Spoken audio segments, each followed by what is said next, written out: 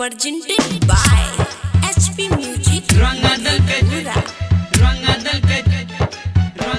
के चोली के अंदर साथी गोलू बाबू रंगादल के चोली के अंदर साथी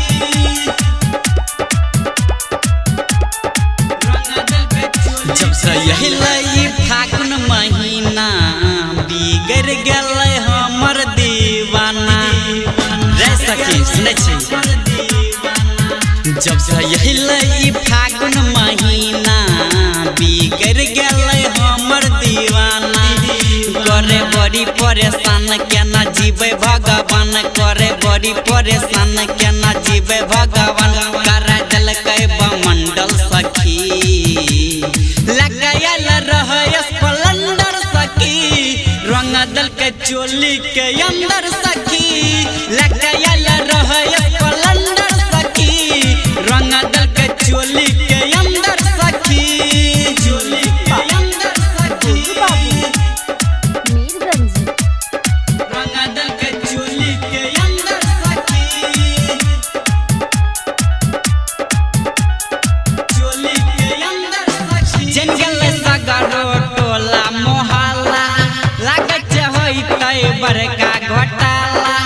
केतना करै छियै हमे जे हाला माने न छै छौरा मकमा बाला है सखी सुनै छौ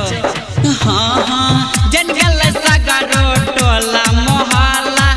लागत होइतै बड़का घोटाला केतना करै छियै हमे जे हाला माने न छै छौरा मकमा बाला हमर बतिया न मन सब देहिए पफाने हमर बतिया न मन सब देहिए पफाने उछु सुंदर सखी लेके आया रहे स्प्लेंडर सखी रंगादल के चोली के अंदर सखी लेके आया रहे स्प्लेंडर सखी रंगादल के चोली के अंदर सखी गोलू बाबू मीरगंज रंगादल के चोली के अंदर सखी चोली के अंदर करै छियै हम केतनो जे माना मान न छै सखी हमर दीवाना छौरा बिपिनवा के चलबै छै गाना कहै छै राइटर सुमन सोहाना है सखी सुनै छौ हाँ करै छियै हम केतनो जे माना मान न छै सखी हमर दीवाना छौरा बिपिनमा के चलबै छै गाना कहै छै राइटर सुमन सोहाना साला भर पयल होली सब करे छै रंगोली साला भर पयल होली सब करे छै रंगोली मुँह लागै छै बंदर सखी लगायल रहे स्प्लेंडर सखी रंगादल के चोली के अंदर सखी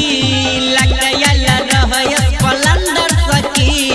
रंगादल के चोली के अंदर सखी Presented by